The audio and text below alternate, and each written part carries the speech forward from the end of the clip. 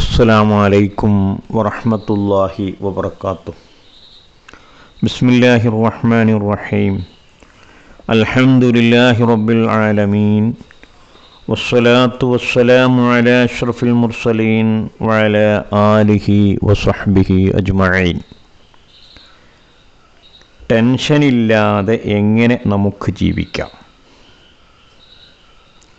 ടെൻഷനില്ലാത്ത മനസ്സ് എങ്ങനെ കരസ്ഥമാക്കാം എന്ന് ശിഷ്യന്മാരെ പഠിപ്പിക്കാൻ വേണ്ടി ഒരധ്യാപകൻ എല്ലാ വിദ്യാർത്ഥികളെയും അടുത്തേക്ക് വിളിച്ചു വരുത്തി. മടക്കിയ ഓരോ പേപ്പറുകൾ ആ അധ്യാപകൻ ശിഷ്യന്മാർക്ക് കൊടുത്തു. എല്ലാവരോടും ഓരോ മൂലയിൽ ചെന്നിരിക്കാൻ ആവശ്യപ്പെട്ടു. ആർക്കും ആരുടെ പേപ്പറും കാണാതിരിക്കാൻ വേണ്ടിയാണ് അധ്യാപകൻ ഇങ്ങനെ ചെയ്തത്. ശേഷം അവരോട് പേപ്പർ തുറക്കാൻ ആവശ്യപ്പെട്ടു. ചോദ്യപേപ്പർ തുറന്നു നോക്കിയ ശിഷ്യന്മാർ അത്ഭുതപ്പെട്ടു. ആ ചോദ്യപേപ്പറുകളുടെ എല്ലാം മധ്യത്തിൽ ഒരു കറുത്ത അടയാളമല്ലാതെ മറ്റൊന്നും ഉണ്ടായിരുന്നില്ല. എന്ത് ചെയ്യണമെന്നറിയാതെ നിൽക്കുന്ന ശിഷ്യന്മാരോട് ഗുരു പറഞ്ഞു, നിങ്ങളുടെ ചോദ്യപേപ്പറുകളിൽ നിങ്ങൾ എന്താണോ കാണുന്നത് അതിനെക്കുറിച്ച് എഴുതുക. ആരും മറ്റൊരാളുടെ പേപ്പർ വലിഞ്ഞു നോക്കാൻ പാടില്ല. ഗുരുവിൻ്റെ ചിന്തയിൽ അധിഷ്ഠിതമായ ഈ ചോദ്യത്തിന് ഓരോരുത്തരും അവരെക്കൊണ്ട് സാധിക്കുന്ന രൂപത്തിൽ ഉത്തരമെഴുതി. പരീക്ഷയുടെ സമയം അവസാനിച്ചു. എല്ലാവരും പേപ്പറുകൾ ഗുരുവിനെ ഏൽപ്പിച്ചു. ഓരോരുത്തരുടെയും ഉത്തരങ്ങൾ ഗുരു ഉറക്കെ വായിച്ചു. എല്ലാവരും പേപ്പറിലുണ്ടായിരുന്ന ആ കറുത്ത അടയാളത്തെക്കുറിച്ച് മാത്രമാണ് എഴുതിയത്. അതിൻ്റെ വലിപ്പം, അതിൻ്റെ സ്ഥാനം, ആ കറുത്ത പുള്ളിയുടെ ആകൃതി തുടങ്ങിയവയെക്കുറിച്ചെല്ലാം അവർ വിശാലമായിട്ട് തന്നെ വിശദീകരിച്ചിരിക്കുന്നു. എല്ലാ ഉത്തരങ്ങളും വായിച്ചു കഴിഞ്ഞ് ഗുരുവിൻ്റെ വാക്കുകൾക്കായി ശിഷ്യന്മാർ കാതോർത്തിരുന്നു. ഗുരു വിശദീകരിക്കാൻ തുടങ്ങി. നിങ്ങളെല്ലാവരും ഇതിലെ കറുത്ത പാടിനെക്കുറിച്ച് മാത്രമാണ് എഴുതിയത്. ആരും വെളുത്ത കടലാസിനെക്കുറിച്ചൊരു വാക്കുപോലും എഴുതിയില്ലല്ലോ. ആ കടലാസിൽ ഏറ്റവും കൂടുതൽ ഭാഗം വെളുപ്പായിരുന്നില്ലേ? എന്തുകൊണ്ട് നിങ്ങളാരും അത് കണ്ടില്ല? അതിനെക്കുറിച്ച് വിശദീകരിച്ച് എഴുതിയില്ല? ശേഷം ഗുരു പറഞ്ഞു, നമ്മുടെ ഓരോരുത്തരുടെയും മനസ്സിൻ്റെ ഏറ്റവും വലിയ പോരായ്മയാണിത്. ഏതൊരു കാര്യത്തിലും എത്രമാത്രം നന്മകളുണ്ടെങ്കിലും അതിലെ കറുത്ത പാടുകൾ മാത്രമാണ് നമുക്ക് കാണാൻ സാധിക്കുന്നത്. പ്രസ്തുത പാടുകളെക്കുറിച്ച് മാത്രമാണ് നാം ചിന്തിക്കുന്നത്. അതിനെക്കുറിച്ച് മാത്രമാണ് നാം പരിഭവപ്പെടുന്നത്. ആലോചിച്ചു നോക്ക്, ഗുരു പറഞ്ഞത് സത്യമല്ലേ? നമ്മുടെ വ്യക്തിജീവിതത്തിലും കുടുംബ സാമൂഹ്യ ജീവിതത്തിലുമെല്ലാം എത്ര നന്മകൾ, എത്ര പോസിറ്റീവുകൾ അള്ളാഹു നമുക്ക് നൽകിയിട്ടുണ്ട്. അതിനെക്കുറിച്ച് നാം എത്രമാത്രം ചിന്തിക്കാറുണ്ട്? അള്ളാഹുവിന് എത്ര നന്ദി ചെയ്യാറുണ്ട്?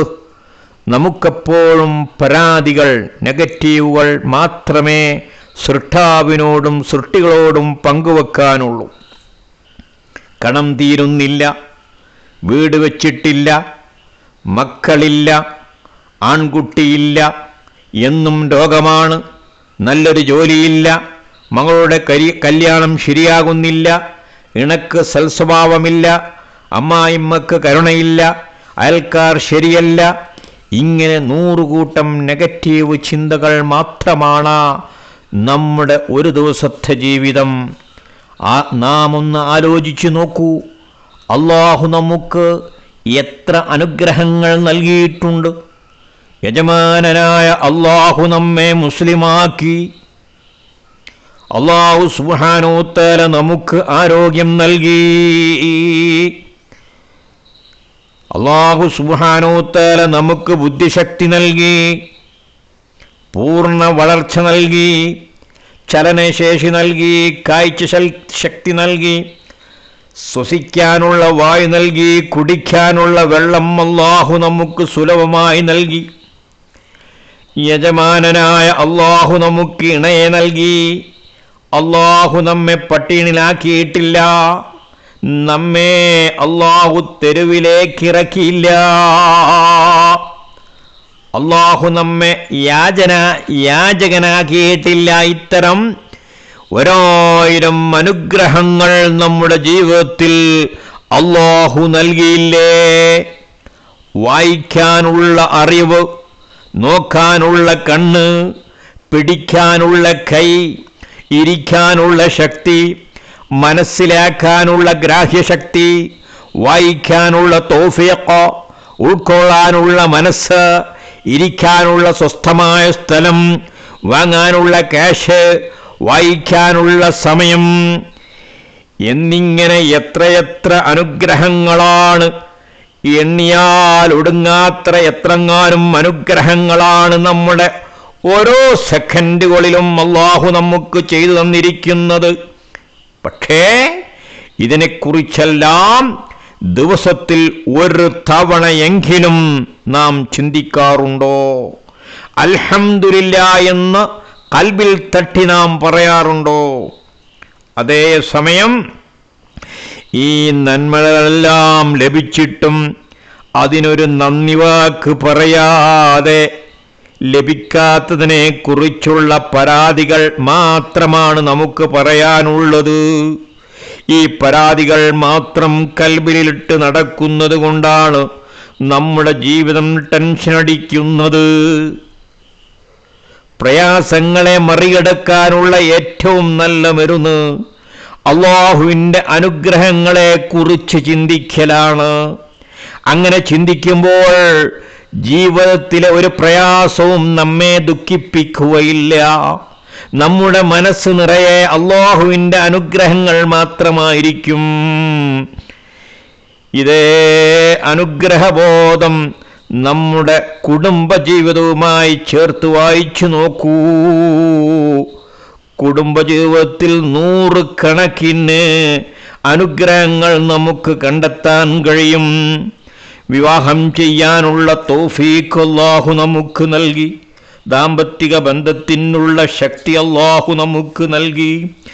കുടുംബത്തെ പരിപാലിക്കാനുള്ള മനസ്സ് അല്ലാഹു നൽകി. അതിനുള്ള സമ്പത്ത്, അതിനുള്ള തൗഫീഖ്, പോരായ്മ ഉണ്ടെങ്കിലും കൂടെ ജീവിക്കാൻ ഒരു ഇണയെ അല്ലാഹു നമുക്ക് നൽകി. ഭാവിയിൽ നമ്മെ നോക്കാനുള്ള മക്കളെ അല്ലാഹു നമുക്ക് നൽകി. നല്ല അയൽവാസികൾ, കൂട്ടുകാർ, വാടക വീടാണെങ്കിലും അന്തിയുറങ്ങാനൊരിടം അല്ലാഹു നമുക്ക് നൽകി. പട്ടിണിയില്ലാത്ത ജീവിതം അല്ലാഹു നമുക്ക് നൽകി. ഇങ്ങനെ ചിന്തിക്കുകയാണെങ്കിൽ 100 കണക്കിന് അനുഗ്രഹങ്ങൾ നമ്മുടെ കുടുംബജീവിതത്തിൽ നിന്ന് മാത്രം നമുക്ക് എണ്ണാൻ സാധിക്കും. ഇതൊന്നും ഒരു തവണ പോലും നാം ചിന്തിക്കാറില്ല. നേരത്തെ പറഞ്ഞതുപോലെ നമുക്കെപ്പോഴും കുടുംബജീവിതത്തെക്കുറിച്ച് പരാതികൾ മാത്രമാണ് പങ്കുവെക്കാനുള്ളത്. അതിനെക്കുറിച്ചുള്ള ടെൻഷൻ മാത്രമാണ് നമ്മുടെ ജീവിതം. ഇത് യഥാർത്ഥത്തിൽ നന്ദികേടിൻ്റെ അടയാളമല്ലേ? ഓരോ ദിവസവും പരാതികളെക്കാൾ കൂടുതൽ അല്ലാഹുവിൻ്റെ അനുഗ്രഹങ്ങളെ കുറിച്ച് ചിന്തിക്കുക. ആത്മാർത്ഥമായി ഇടയ്ക്കിടെ അൽഹംദുലില്ലാ എന്ന് പറയുക. പ്രസ്തുത നന്ദിബോധമുണ്ടെങ്കിൽ തന്നെ അല്ലാഹു നമ്മുടെ ടെൻഷനുകൾ നീക്കിത്തരും. പരാതി പറയേണ്ടി വരില്ല. നബി സല്ലല്ലാഹു അലൈഹി വസല്ലമ തങ്ങൾ പറയുന്നു,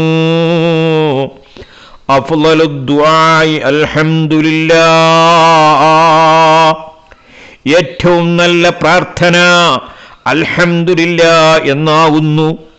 അല്ലാഹു സുബ്ഹാനഹു തആല പറയുന്നു, ലൈൻ ശകർതും ലഅസീദന്നകും വലൈൻ കഫർതും ഇന്ന അദാബി ലശദീദ. നിങ്ങൾ നന്ദി ചെയ്യുന്ന പക്ഷം ഞാൻ നിങ്ങൾക്ക് കൂടുതൽ നൽകുന്നതാണ്. നിങ്ങൾ നന്ദികേട് കാണിച്ചാൽ തീർച്ചയായും എൻ്റെ ശിക്ഷ ഭയങ്കരമാകുന്നു എന്ന് സൂറത്തുൽ ഇബ്രാഹിമിൽ അതിൻ്റെ 7-ാം സൂക്തത്തിൽ അള്ളാഹു നമ്മെ പഠിപ്പിക്കുന്നു, ഉത്ബോധിപ്പിക്കുന്നു. നാം ഓർക്കുക, നാം മനസ്സിലാക്കുക, ജീവിതത്തിലെ കറുത്ത പാടുകൾ മാത്രമാണ് നിരന്തരം നാം ഹൃദയത്തിലേക്ക് കൊടുക്കുന്നതെങ്കിൽ നമ്മുടെ ഹൃദയം കരിക്കട്ടയായിത്തീരും. നമ്മുടെ ഹൃദയം സുന്ദരമായാൽ കാണുന്നതെല്ലാം സുന്ദരമാകും. അതിനാൽ നന്മകൾ മാത്രമേ ഹൃദയത്തോട് ചേർത്തി വെക്കാവൂ. തിന്മകൾക്ക് നേരെ നാം കണ്ണടക്കുക. എങ്കിൽ ഹൃദയത്തെ നമുക്ക് പ്രകാശിപ്പിച്ചെടുക്കാം. ടെൻഷനില്ലാതെ സന്തോഷഭരിതമായി ജീവിക്കാം. അല്ലാഹു നമുക്ക് തൗഫീക്ക് നൽകട്ടെ. വആഖിറു ദഅവാനാ അനിൽ ഹംദുലില്ലാഹി റബ്ബിൽ ആലമീൻ. അസ്സലാമു അലൈക്കും വറഹ്മത്തുള്ളാഹി വബറകാതുഹു.